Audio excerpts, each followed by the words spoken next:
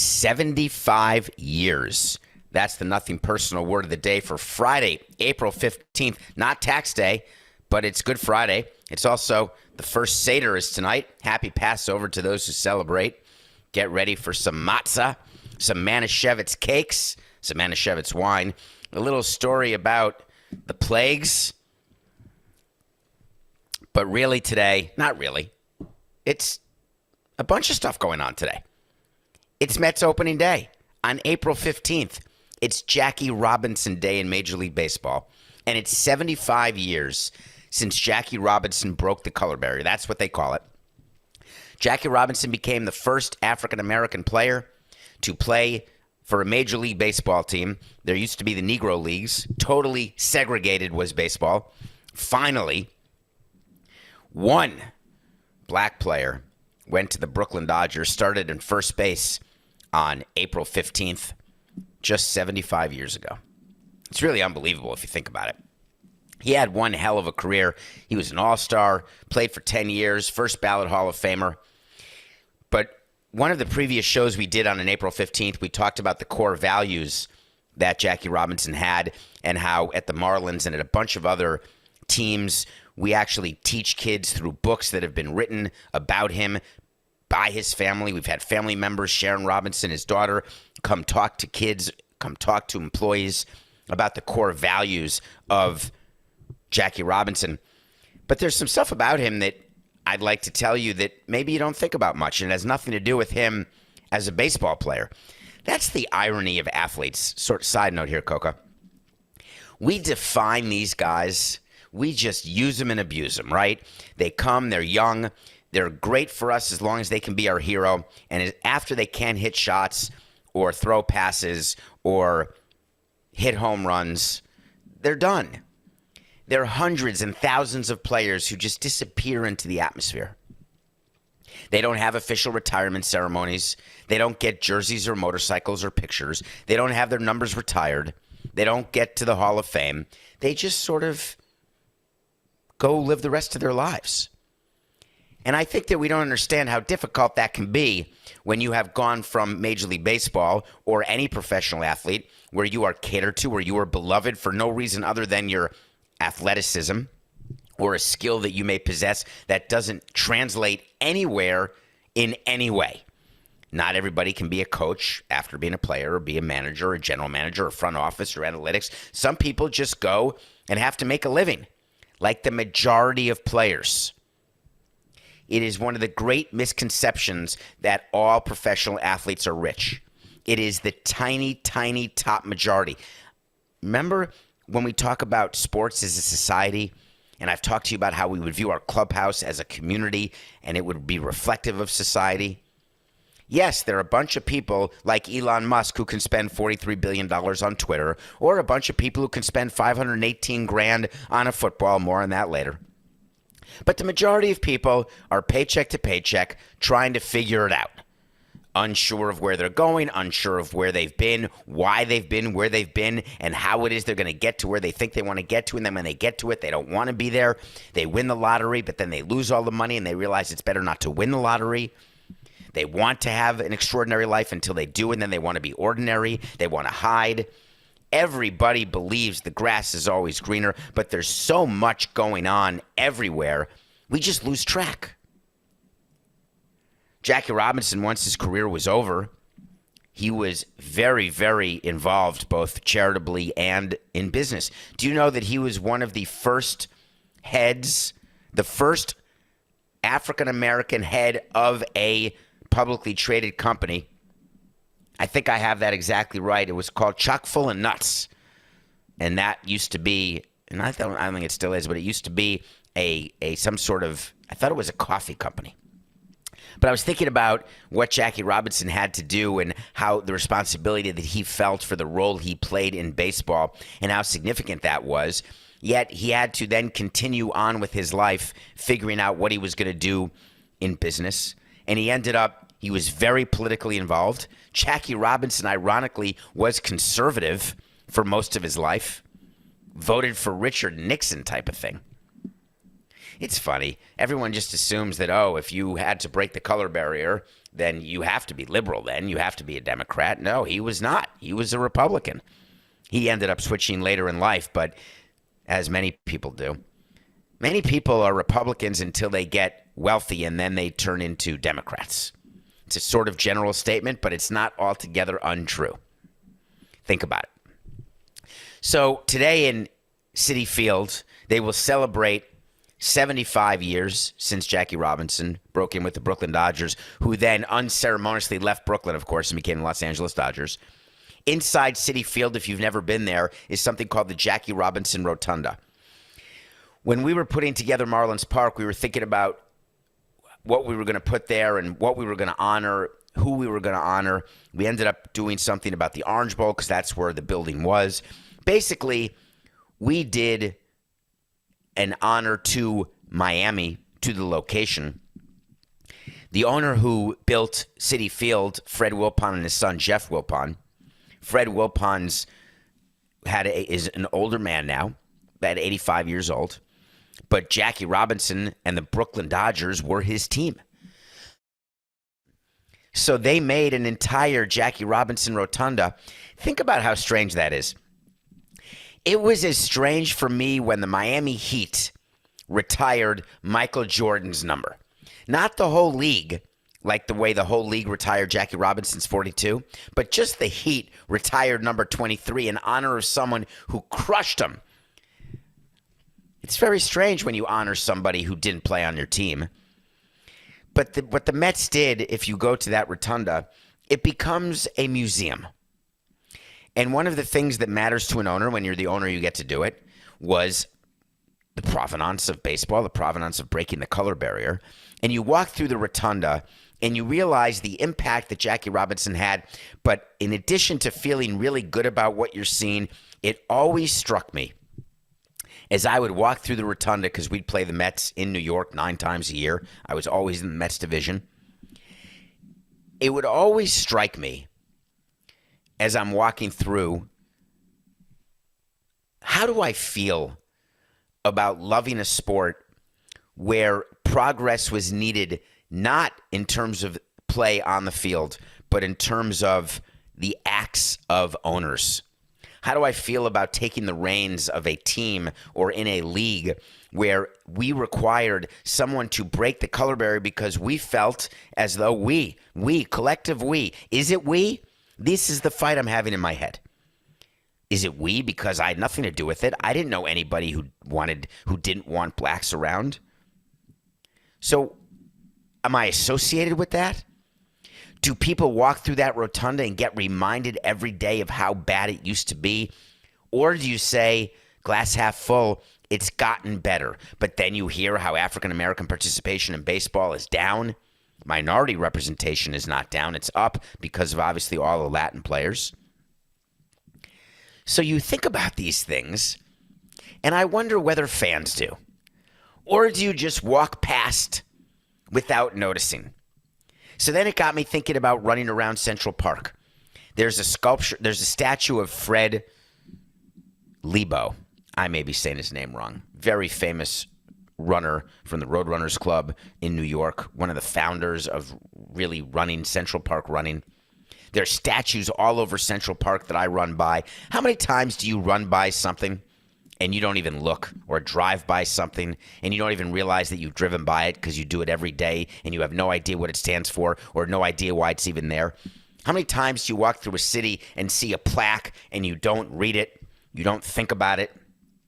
But at the time, to the people who got the plaque at the time of the dedication, how important it was, how meaningful it was, what change happened. I was thinking about this nonstop as I was thinking about the show today. And it can be overwhelmingly depressing when you think about legacy, when you think about what your role is. And I don't mean me personally. I mean the capital your. Thinking about what we are doing today and whether or not it's going to be remembered tomorrow. I've told you on this show that I've asked you all to name your great-grandparents, all of your great-grandparents, and how that's only 3 generations. Pretty soon, you will be a great-grandparent. You may be alive, you may not be alive. How long will you be remembered? It's just all things that if you get bogged down by it, you're going to become paralyzed. So here's the best advice I can give you. If you don't do things for the sole purpose of tomorrow, you are way more apt to be successful today. And that may sound counterintuitive to you because people say you've got to build your career. You've got to build relationships. You've got to build rebar into what you're doing so you can provide permanent steel so there can be resolve. But everything eventually gets taken down. Every stadium gets replaced. Everybody gets forgotten. Even the people who you assumed would never be forgotten because they are right there with a statue, they do. Today at Citi Field, Tom Seaver on opening day, on Jackie Robinson Day, Steve Cohen and the Mets are going to unveil a Tom Seaver statue outside of Citi Field. Tom Seaver, terrific Tom. Do you know who that is? What do you know about him? Did you watch him? Do you recognize the name?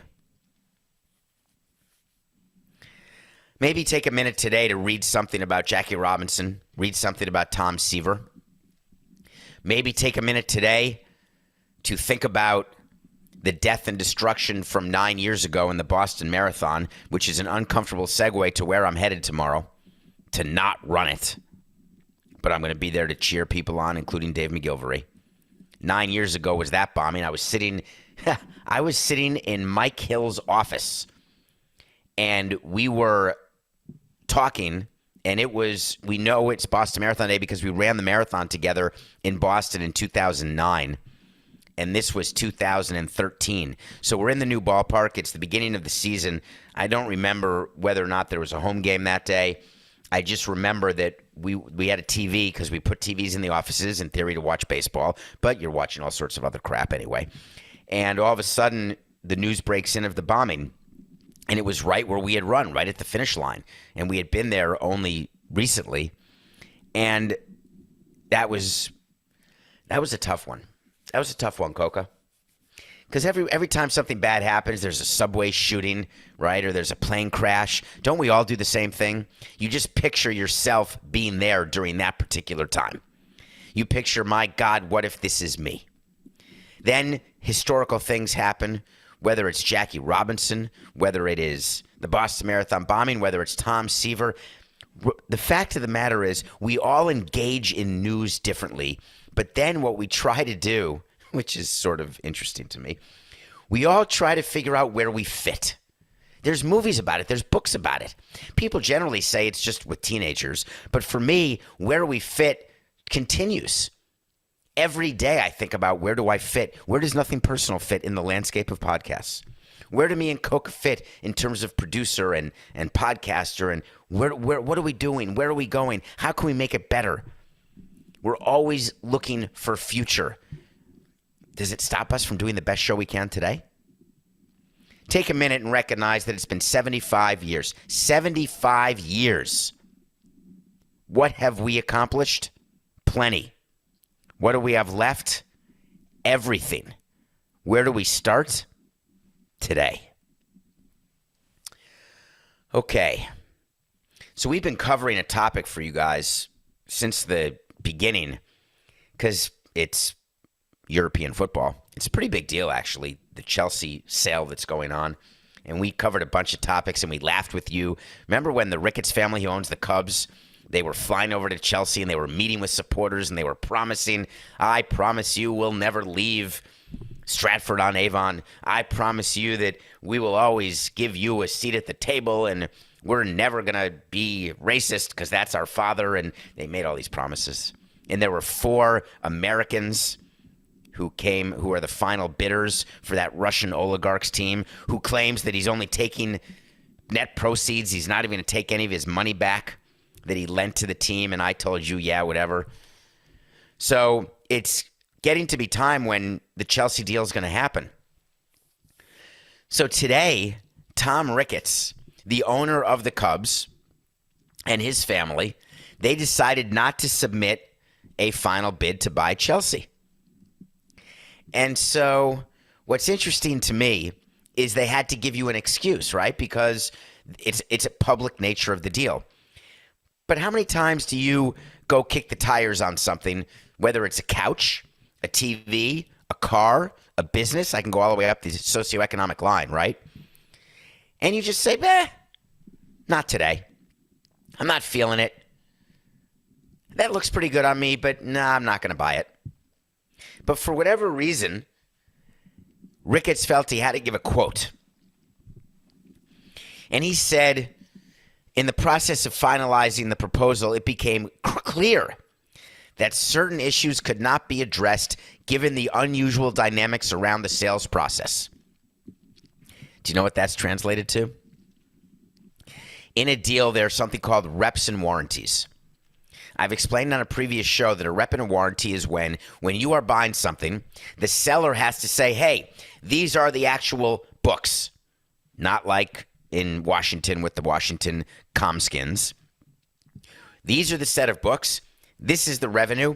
These are our contractual liabilities. Here's the players we have under contract. Here's the corporate sponsors we have under contract.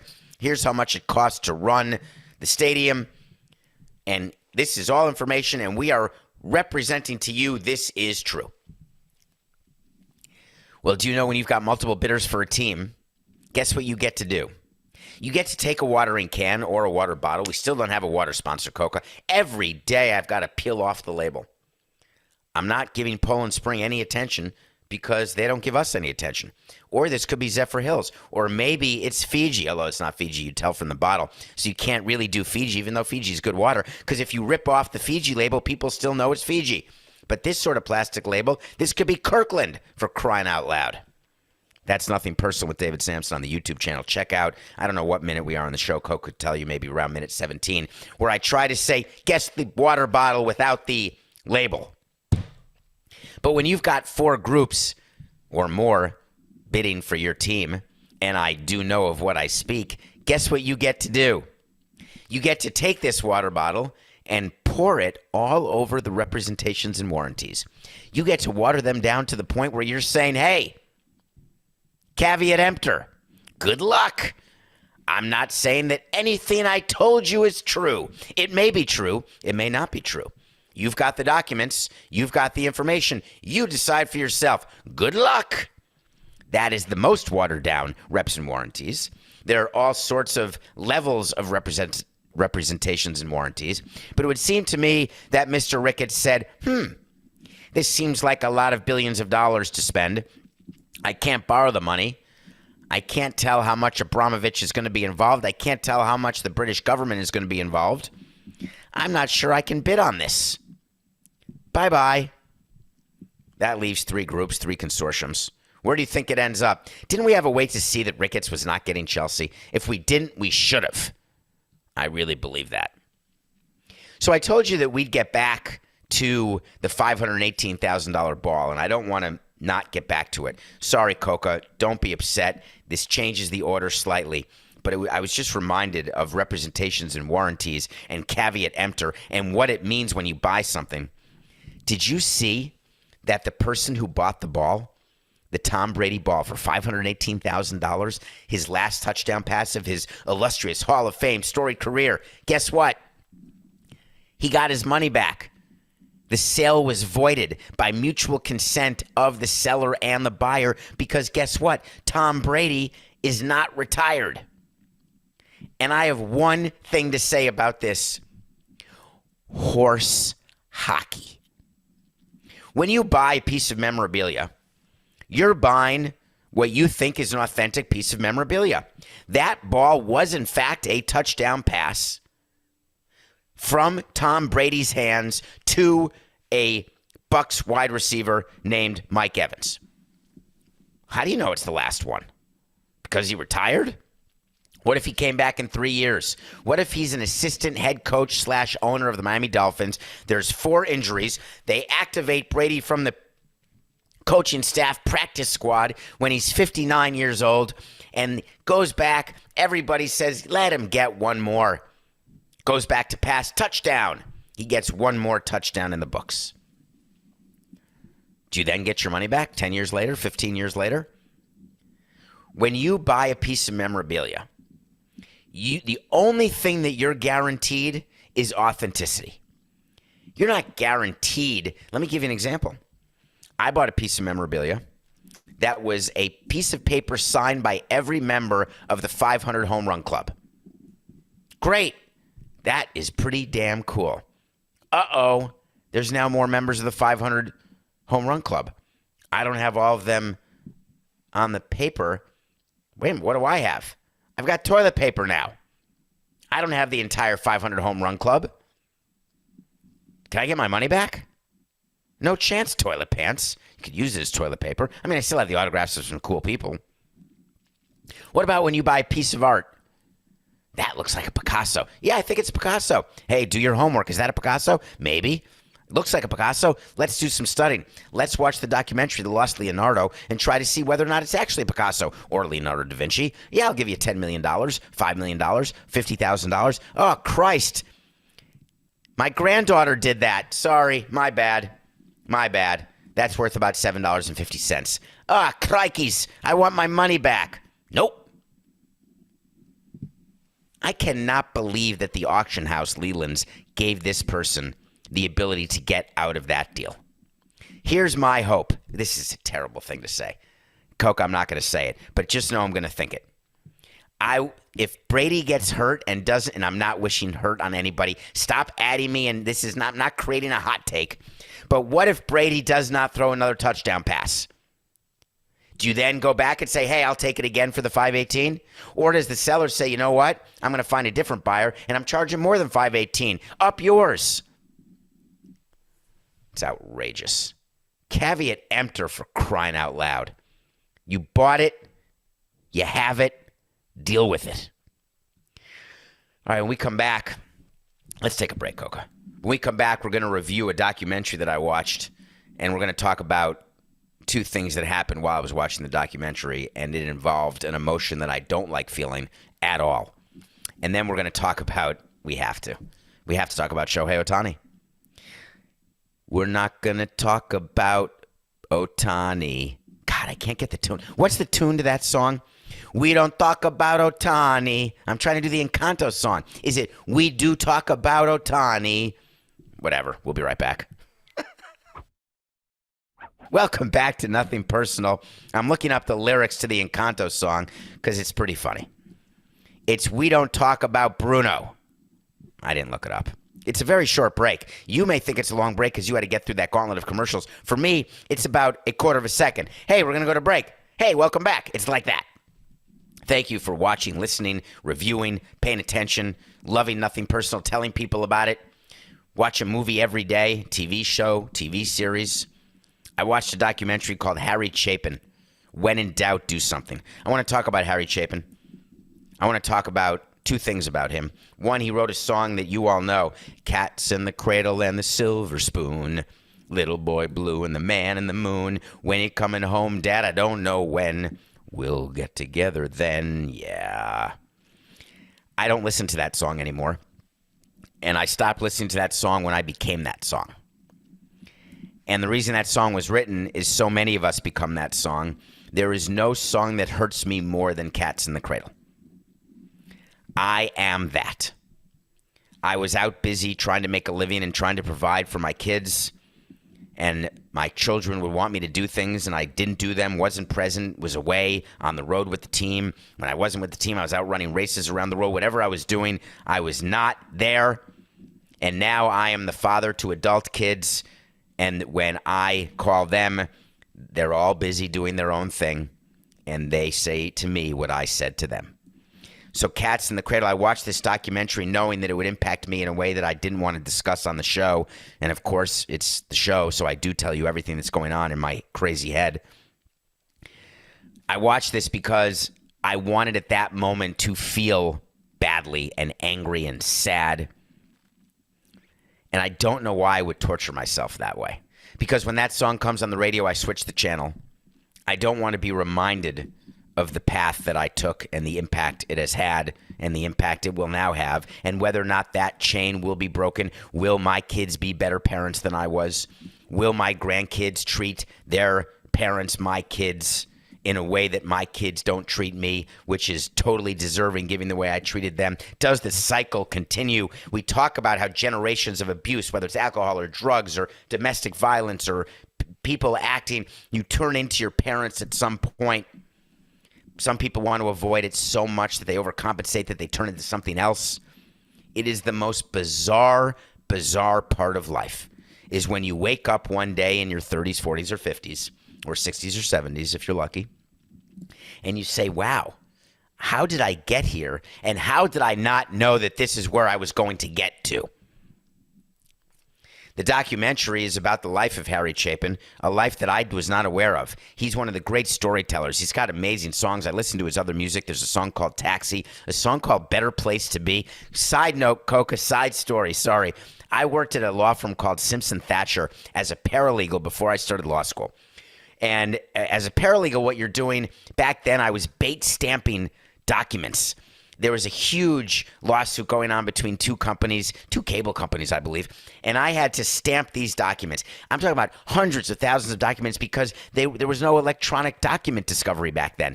It's literally boxes. You go into a room, you feel like Joe in Joe versus the Volcano. There's terrible light, even though you're a big-time law firm, and you're getting paid a decent wage to do it. But it's fake light, and you just sit there with a group of people, and you're stamping documents, and you're logging them so the lawyers can know, hey, document number 69,426. Oh, that's the memo between Doctor Who and Dr. Seuss. Yes. So that was my job.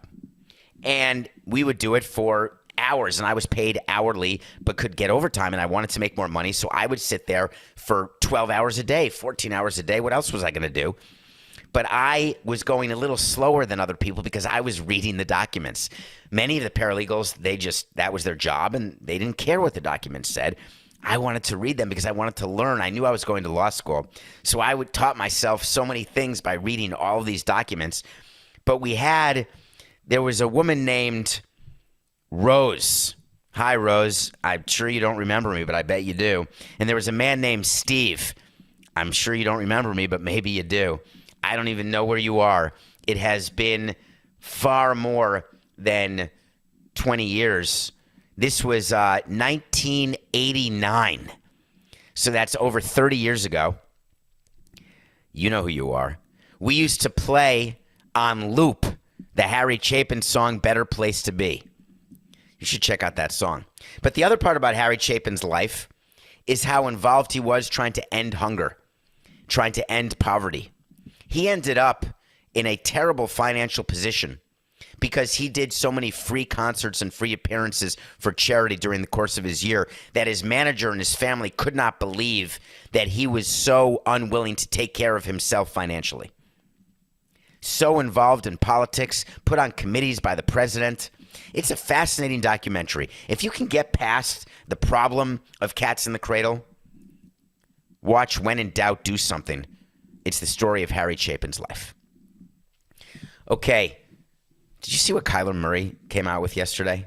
That baseball player who was drafted by the Oakland A's and then decided to play football and played quarterback for the Phoenix Cardinals or the Arizona Cardinals or the St. Louis Cardinals, some Cardinal team. He's got 1 year left on his rookie deal. And for some reason, he thought it would be good to come out and say, hey, I'm not going to play without a new contract. And I lost it. Because Kyler Murray is an example of this player empowerment, this player entitlement. You've got a contract, play. It's your job. No, I don't feel like it. I want an extension. Are you aware that Kyler Murray has the same agent as his coach? Remember we told you that? And then Kliff, the coach, the good-looking guy who was sitting in his couch during a draft and everyone said, ooh, I want to be that guy. That guy looks way too good-looking to be a coach. Yeah, that guy got an extension and Murray didn't. And then he released an Instagram post explaining what he means to the team. His agent released like a 2-page mission statement written by Tom Cruise about how important he is and how accomplished he's been for the Cardinals. Then he scrubbed all the Cardinal stuff out of his Instagram. Then he put it back in. What a joke. The guy's been in the league 3 years. Yes, they won 11 games. I'm super proud of you, Kyler. That's really great. You've turned the fortunes of your team. You're doing your job. And your job is to play under your fourth year. And I got a surprise for you. Your team has an option for you on a fifth year. And guess what? They're going to exercise the option. Good luck. You want to sit out 2 years? Please do, Kyler. Disappear. Why don't you go play baseball? Pull a Jordan. Just go away. Get back into the draft. Do the A's still own your rights? Sign with the A's. See if you can make the big leagues. See if you can make arbitration. See how long it would take. See how long it would take for you to make the amount of money in baseball that you're making in football. Here's what football needs to do during the next collective bargaining negotiations that they're going to have. Make everybody one-year deals. Because what Deshaun Watson did now has given hope to all these players. Hey, you can play wherever you want, get out of whatever contract you want. You can even sexually harass and commit crimes maybe, although it may not be a crime, but you can get sued civilly. Don't worry, you're going to be rich. If you're one of the best, just hold out. Just wait, and you'll get to play wherever you want, or you'll get the new contract you want. Is that the kind of sport that Roger Goodell and the owners want? I'll bet you $1 it's not. Back on March 2nd, I told you that Kyler Murray would not get an extension before the season. I'm not taking the yes because we still have time. He could still sign an extension. That wait to see will come true or not true on day one of the regular season that's upcoming.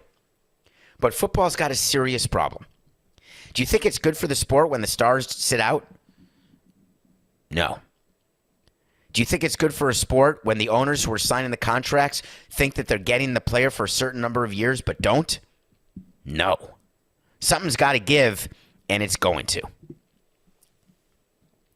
All right, nothing personal pick of the day.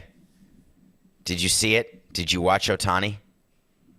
We're 45 and 36 because I told you that something was going on with Shohei Ohtani. For 2 years, I've been talking to you about it is almost impossible to be an all-star pitcher and an all-star hitter. Shohei Ohtani was the unanimous AL MVP. I did not choose him to be the MVP this year because if you're going to keep giving it to him every year just because he pitches and hits, then he'll just win it every year. But I chose Guerrero, who, by the way, followed up his 3-home-run game against the Yankees with a 4-strikeout game against the Yankees. God, I love baseball. If you can't handle failure, and if you get yourself too excited after a good game, you're totally screwed. Because baseball will humble the greatest of superstars every day, all day long. Ohtani's had a tough start to the season. He can't pitch. He can't hit. And the problem is, when you are worried about pitching, you will not be able to focus on hitting. When you're worried about hitting, you will not be able to focus on pitching. It is a full-time job to be a starting pitcher. It is a full-time job to be a hitter. I give so much credit to the players who are Gold Glove defenders and hit for average and power. It is so hard to be good at more than one thing in a sport like baseball. It just is. Picture, this is the equivalent to me. Picture being a all-pro left guard and an all-pro defensive tackle. It's just hard to do. So Ohtani got his absolute ass kicked, and I felt badly for him, but not really, because we won our pick of the day. If you are running the Angels right now, let me give you a nugget of what's happening with Shohei Ohtani.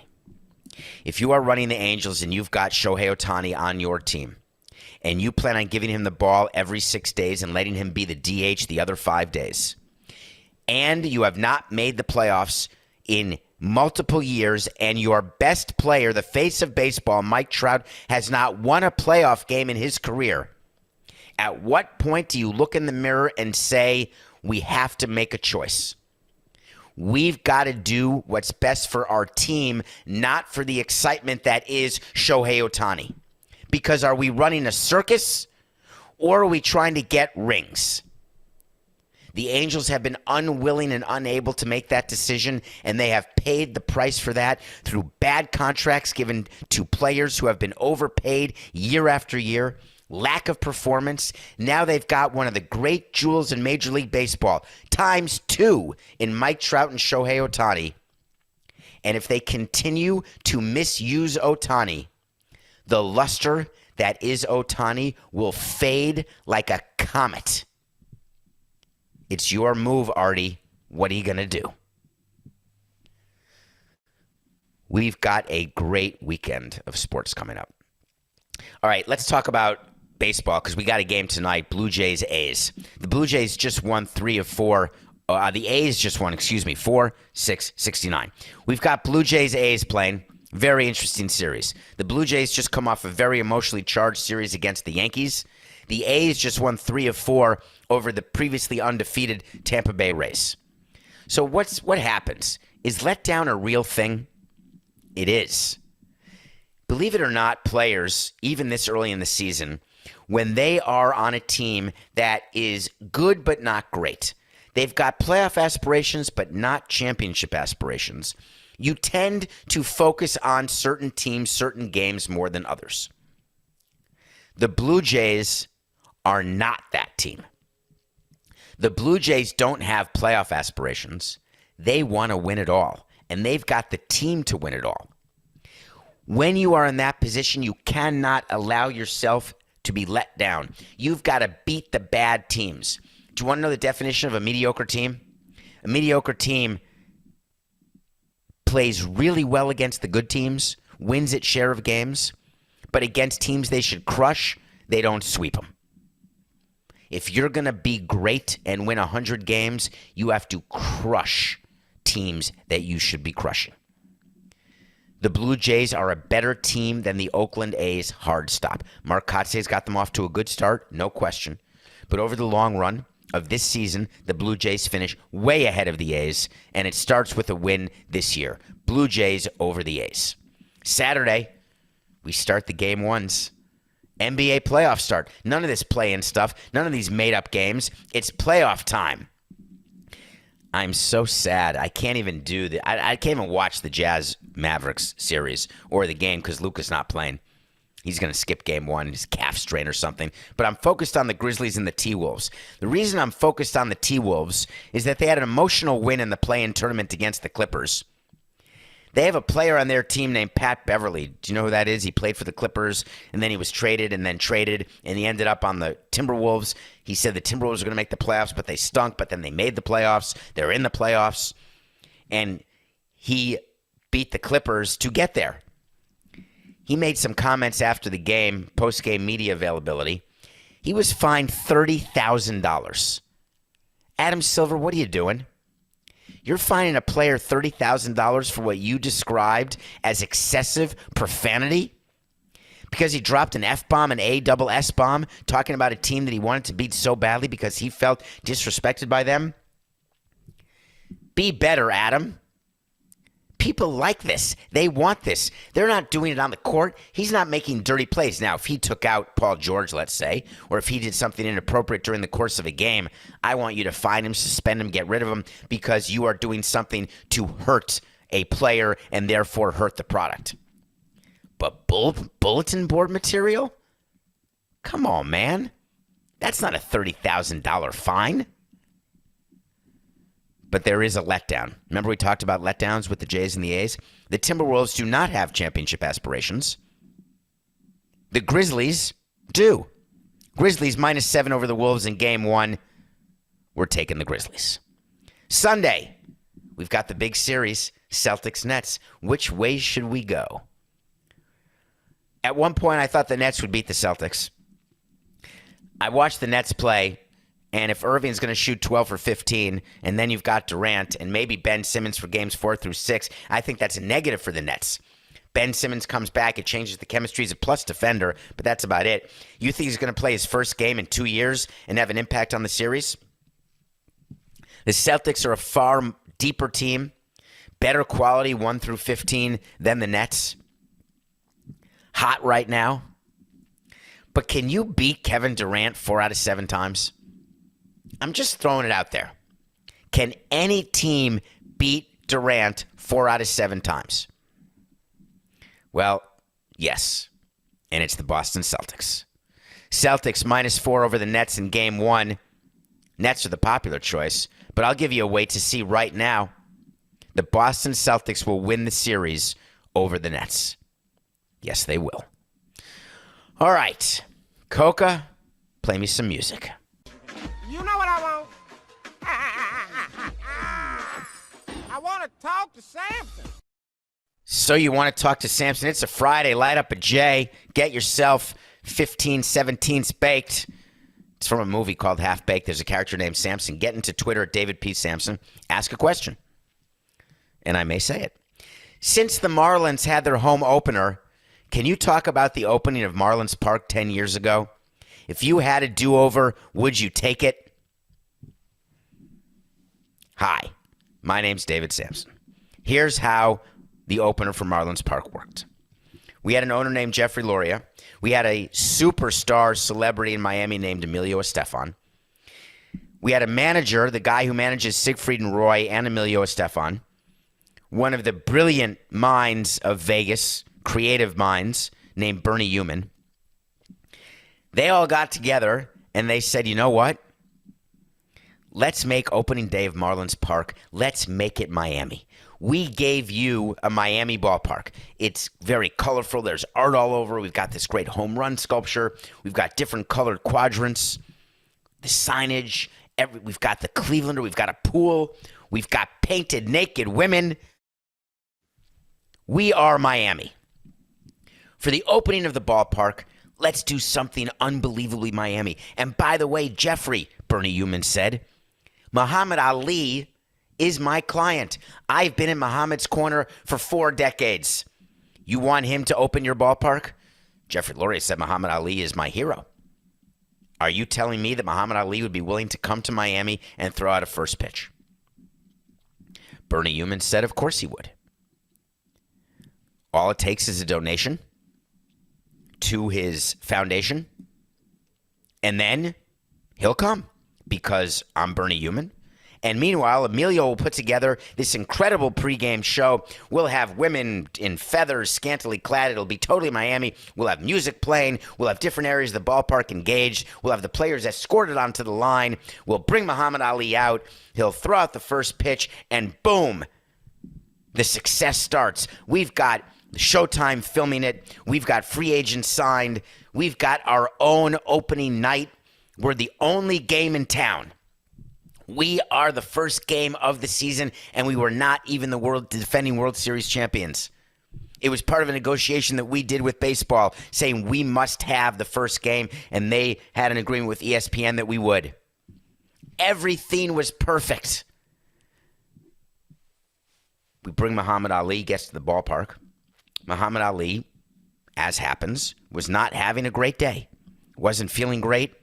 He was suffering terribly from Parkinson's, and he had his own green room, his own area. We went in to see Muhammad Ali. I was in the presence of greatness in a way that I could not explain how that felt.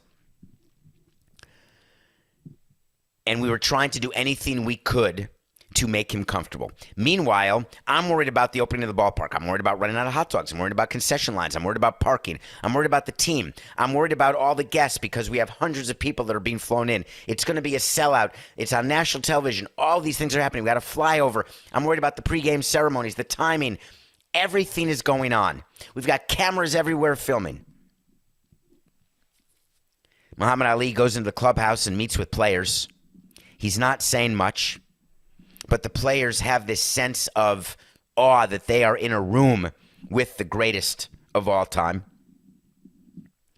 Jeffrey's in the clubhouse. I bring my son into the clubhouse, which I wouldn't do that close to a game ever, but he got a chance to get a picture with Muhammad Ali.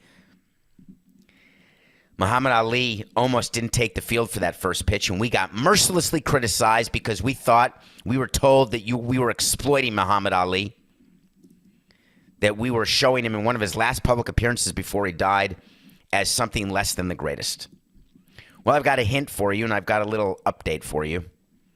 I've thought about that opening of Marlins Park every day since Marlins Park opened. I've thought about the strike one from Josh Johnson. I've thought about where I was when the strike happened. I thought about the emotion I felt for the accomplishment of saving baseball in Miami from getting this new ballpark opened.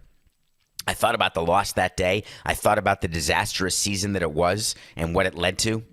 I think about it every day. I'm not over it. But Muhammad Ali wouldn't have taken the field if Muhammad Ali didn't want to take the field. Muhammad Ali wouldn't have taken the field if his family who was there didn't want him to take the field. Muhammad Ali would not have taken the field if his longtime manager, Bernie Eumann, would not have wanted him to take the field. Everything we did that day was in complete cooperation with the complete permission of Muhammad Ali and his family. We were not exploiting him. We were sharing him. And for those who wrote or saw it, who said how sad it was, why don't you look at things slightly differently? Why don't you say, wow, I got a chance to be in close proximity to the greatest of all time. I don't regret one thing about opening day. I regret a whole lot of things about after, a whole lot of things before. But I wouldn't redo one thing about opening day other than the one thing that I control the least. I wish that on April 4th, 2012, that the Marlins would have beaten the Cardinals. But other than that, it is a memory that I and 39,000 other people and hundreds of thousands and millions of others are able to remember and enjoy. And as the Marlins opened their season yesterday and with a win over the Phillies, I was looking at the stands. I was looking at the smiles, at the kids with their parents, at families who were enjoying the game. They didn't care that the Marlins were 1-4. They didn't care whether there's a home run sculpture or not, or that Derek Jeter was gone, or that David Samson was gone. We're just all moments in time, memories. What they cared about is that they were having a present. They were having a now moment. They were making a memory with their family, with their children, parents. That's why we did what we did. For the millions of people going forward to enjoy the fact that we were all able to work together to get a ballpark done. Okay. I want everyone to have a great weekend. Reminder, Monday, I will be at the Boston Marathon. We have a show for you, and it's a pretty special show. Wait for it. I can't spoil it, but it's going to be really, really cool. But it's taped. Tuesday, we're going to be live, but it's going to be a little bit later because I'm waking up Tuesday morning to take a very, very early train from Boston back to New York. So we're not going to be able to do nothing personal until a little bit later in the day, like around 10:30, 11. It may not be out till lunchtime, but we will be back on Tuesday, God willing. Everyone have a safe, great weekend. And remember, it's just business. This is nothing personal.